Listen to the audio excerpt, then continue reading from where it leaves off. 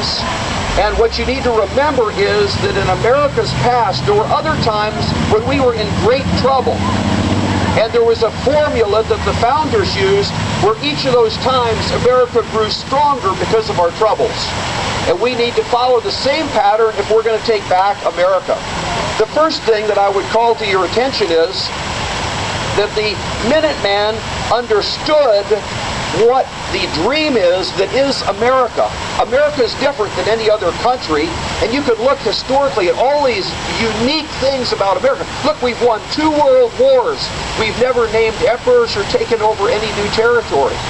We are a people who actually voted to tax ourselves to rebuild our enemies. When's that ever happened in history? We have the oldest constitution of any nation in the world.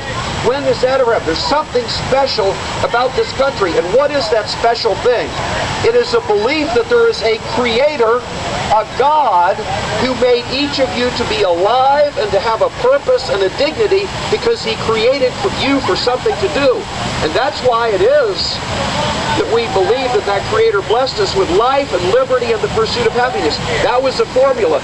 That patriot remembered that formula, and he was willing to put himself right out there and to fight. And that's exactly where we are as well.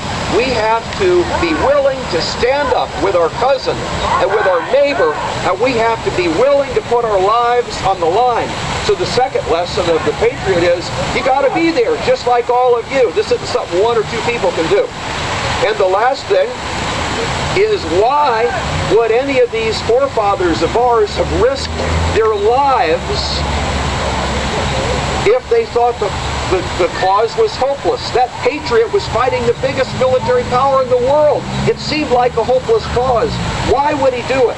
He would do it because he believed that there was a just God that presides over the destinies of nations, as Patrick Henry said. And he would be willing to put his life on the line for what's going on. Now, there are a couple of things that could discourage you. One is you may have some neighbors that don't have a sense of passion for our country or a desire to take back this dream that's America.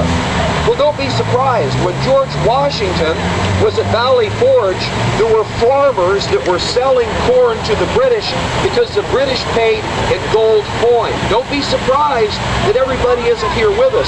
Not every citizen is a patriot, and not every politician is a statesman.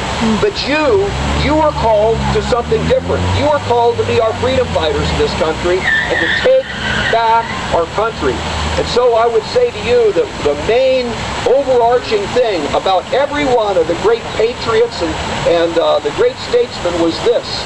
At the bottom line, they put their trust in God and stood for what they believed and knew to be right. And it is that formula that will take back America. It won't happen overnight, but by His grace and with your hard work, together we will reclaim this nation as one nation under God. God bless you all. Thank you for coming out today.